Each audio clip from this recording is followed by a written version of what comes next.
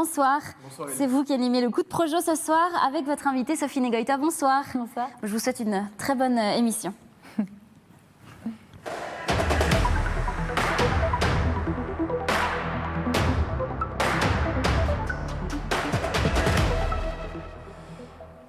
Sophie Negoïta, vous êtes une chanteuse lyrique, une chanteuse d'opéra, une soprano. Vous avez grandi entre Penel-Jorat et Lausanne. La musique, c'est un peu toute votre vie. Ex-choriste, soliste, flûtiste, c'est un peu dans le désordre tout ça. Et maintenant donc chanteuse lyrique. À 30 ans, votre voix, elle illumine des salles en Suisse, en Europe. Alors est-ce que depuis toujours, c'est ça que vous vouliez faire, chanter dans des salles en Suisse et en Europe? Ah, je crois que c'est assez certain, oui.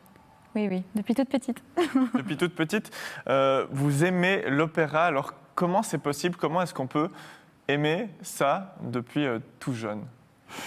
Moi, je pense que de mon côté, c'est un petit peu triché parce que mes deux parents sont musiciens, donc j'ai vraiment grandi dans ce domaine. J'ai écouté ma maman chanter à la maison, j'ai écouté mon papa travailler son violoncelle et j'ai traîné dans les maisons d'opéra depuis que je suis enfant.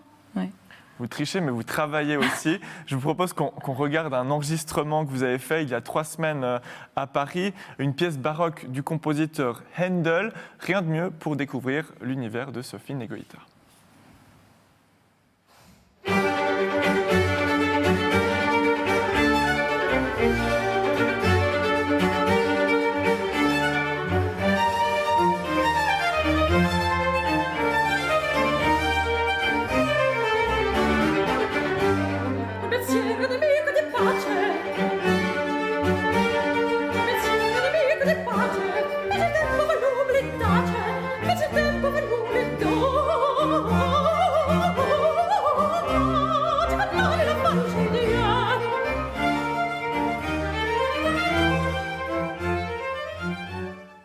Cet enregistrement, il s'est fait lors d'une trouvaille entre amis. Comment est-ce que vous décririez votre univers musical? Qu'est-ce qui fait que ça vous caractérise, ça? Ah, cette pièce en particulier, moi je pense que j'ai vraiment un amour réel pour Handel, donc de la musique baroque. Je pense que ça raconte beaucoup de choses et il y a énormément de drame dans cette musique. C'est une musique relativement simple, c'est-à-dire qu'avec les années plus tard, avec la musique moderne, romantique, etc., les harmonies vont un petit peu se compliquer, d'où mon mot simple, mais je trouve qu'on va droit au but. C'est-à-dire qu'on sait, quand l'émotion est là, si c'est quelque chose de triste, ça va être extrêmement triste, si ça va être du feu, ça sera du feu. Enfin, comment on fait pour transmettre une émotion à travers la chanson, avec la voix, mais qu'est-ce que vous faites concrètement? Qu'est-ce qui se passe dans votre corps? Ah, c'est une bonne question. Je pense que ça dépend de la pièce qu'on chante, ça dépend du moment, ça dépend de la salle, comment est-ce qu'on se sent au moment précis, ça ne sera jamais 2 fois pareil. Mais dans la préparation, on a eu le temps de savoir ce qu'on a envie d'exprimer à ce moment précis. On a une idée, une interprétation et je pense qu'on essaye de la retrouver. Et moi, en tout cas, mais c'est ce qui me concerne, je vais clairement m'inspirer de ce qui m'arrive et de me rappeler d'une tristesse que j'ai pu sentir et l'exprimer. Voilà. La joie aussi, c'est possible de l'exprimer à travers la musique. Ah oui, surtout. On va revenir un petit peu à vos débuts. Vous n'êtes pas arrivé dans le monde de la musique par hasard, on l'a dit, puisque vous venez d'une famille de musiciens, une maman chanteuse d'opéra justement déjà, et un papa violoncelliste. Le conservatoire, ça a commencé dès 4 ans. Mais qu'est-ce qu'on fait à 4 ans au conservatoire? Alors originellement, on n'a pas le droit d'être à 4 ans au conservatoire, mais j'ai fait des pieds et des mains. Et j'ai un petit peu... Ma professeure de flûte m'a acceptée un petit peu plus tôt. Mais donc voilà, de la flûte à bec, oui. J'ai commencé comme ça. Et puis ça aide quand sa maman est professeure au conservatoire aussi. Expliquez-nous un peu comment ça s'est passé tout ça. Oui, alors ma maman était professeure voilà, c'est juste. Et moi j'ai commencé de la flûte à bec parce que ma copine d'école, Sarah, avait commencé de la flûte à bec, il fallait que je fasse la même chose. Donc vous voyez, c'était pas très inspiré. Mais, vous n'êtes jamais senti un peu poussé par vos parents à faire de la musique? Non, je pense qu'en réalité, mon père a plutôt espéré que je fasse autre chose, parce qu'il sait que ça peut être très difficile. C'est un métier très difficile. Et ma mère était très contente, mais elle ne voulait pas m'influencer. Donc elle a plutôt eu tendance à me laisser faire tranquillement. on va dire ça comme ça. Et dès le début, hein, vous faites des choses qui vous auront marqué. À 6 ans, vous chantez dans les chœurs pour enfants de l'Opéra de Lausanne. À 12 ans, en tant qu'enfant soliste, vous êtes auditionné au Grand Théâtre de Genève pour La Flûte enchantée. Et on va regarder une photo. Quel souvenir est-ce que vous gardez de ce rôle? On voit la photo là, l'image. Vous êtes au milieu avec le masque. Oui. C'était un choc musical, je crois.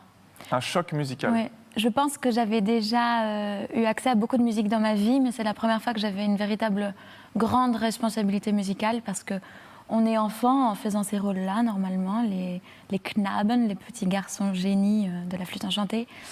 Mais ça demande une rigueur et une compréhension musicale déjà très développée. Donc on a travaillé comme des fous. Il y avait beaucoup de stress, hein, trop de stress presque, non? Je me souviens qu'à la première, j'ai pas trop fait la maline, en effet, mais non, c'était merveilleux. Et le Grand Théâtre, c'est très très grand. Vous voyez, et en plus, on était sur des nacelles à plusieurs mètres de haut. Non, c'était une expérience extraordinaire. Et vous avez poursuivi vos études flûte à bec pendant 17 ans au total. Hein. Vous avez failli faire un bachelor en flûte à bec. Finalement, ce sera en chant que vous le faites et même un master en Autriche dans une classe un peu spéciale, l'université Mozarteum. Peut-être juste un mot sur cette école, cette université en Autriche. Mais je parlais d'un choc musical tout à l'heure lié à la flûte enchantée de Mozart et je me retrouve à faire un master dans l'école de la famille de Mozart. Donc c'est quand même... d'un point de vue tradition, d'un point de vue culture, pour moi, c'était très important de passer par l'endroit où il est né. Et ma professeure, Barbara Boni, est une grande mozartienne, donc j'ai vraiment beaucoup appris là-bas, énormément. Et maintenant, ça fait 4 ans que vous vivez amplement, totalement de ça. Vous êtes produite dans beaucoup de salles, en Roumanie, en Égypte, en France, en Italie, en Belgique, en Espagne, etc., etc., en Allemagne, en Autriche. Cette vie, elle vous convient? Qu'est-ce que vous aimez sur ces images que l'on voit? Ah là là là. Ça, c'était avec Léa Desandré, Les Noces de Figaro à l'Opéra de Lausanne. C'était extraordinaire. Qu'est-ce qui vous plaît quand vous êtes sur scène? Je pense que c'est très vivant, c'est extrêmement vivant. On ne sait jamais ce qui va se passer, on ne sait jamais... même si tout est chronométré à l'avance, tout est complètement millimétré, tout est décidé, c'est jamais 2 fois la même chose. Donc on ne sait pas quels petits accidents vont arriver, on ne sait pas... Enfin voilà, la musique continue, ça ne s'arrête jamais. Donc c'est totalement spontané. Et... On a beaucoup parlé de l'aspect vocal. Est-ce qu'il y a un aspect de mise en scène aussi dans tout ce que vous faites? Ah oui, le théâtre, ça fait vraiment beaucoup partie de notre éducation et de notre métier.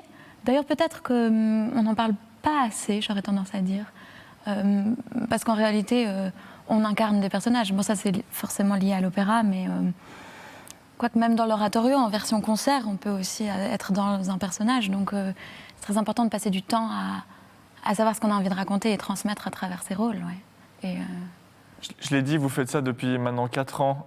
Est-ce que c'est toujours facile d'avoir son lot de dates, ces spectacles qui marchent, etc. Ah ben, comme dans tout métier artistique, on a des petits moments de doute, des moments de vide également, qui ne sont pas faciles. Mais jusque-là, j'ai de la chance de voir qu'à chaque fois que j'ai eu un petit peu peur, c'est toujours reparti.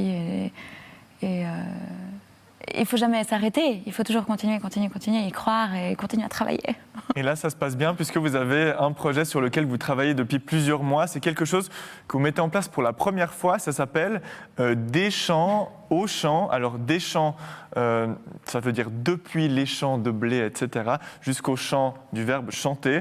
Ça aura lieu le 1er juin dans la grande salle de Penel-Jorat, un souper-concert pour amener l'opéra à la campagne. Pourquoi cette initiative? Oui, là, on vous revoit chanter dans la campagne. On était venu vous filmer l'année passée. Bah écoutez, ce que la plupart des gens ne savent pas à mon sujet, c'est que je viens d'un tout petit village, ce petit village de Penel-Jorat. Et en fait, il se trouve que voilà, la vie a fait que je suis partie et j'ai plutôt tendance à être un peu partout. Mais, Ce sera quoi le but de cette soirée du 1er juin? C'est de retrouver des personnes que je n'ai plus vues depuis très longtemps et de leur faire découvrir ou redécouvrir mes coups de cœur de musique classique et de mettre ça en place avec mes voisines chéries avec qui j'ai grandi. Et puis, est-ce que cet aspect musique classique, opéra, il est encore un petit peu, est-ce qu'il est présent dans les campagnes ou bien c'est justement aussi le but de leur montrer ce que vous faites? Alors je pense qu'il est présent, ça existe, simplement peut-être qu'à Penel-Jora et les villages des alentours, moins. C'est-à-dire qu'il y a des chorales évidemment, mais je pense qu'une soirée comme celle qui nous attend le 1er juin, c'est nouveau. J'aurais bien encouragé les téléspectateurs à venir encore à ce spectacle, mais c'est déjà complet. Il faudra peut-être attendre une deuxième édition. Merci beaucoup, Sophie Negoïta. Tout de bon. Il y a le 1er juin qui est complet, mais il y a d'autres dates. On peut déjà parler du 4 juillet au Festival des Combins. Ce sera à Verbier. Merci d'être venu parmi nous. Bonne suite. Et puis, nous, on se retrouve dès demain pour un nouveau journal de l'info et la semaine prochaine pour un nouveau coup de projo. Ce sera avec DJ Moula. Ce sera aussi de la musique, mais dans un autre registre, puisque c'est de l'électro. Excellente soirée sur la télé et à demain.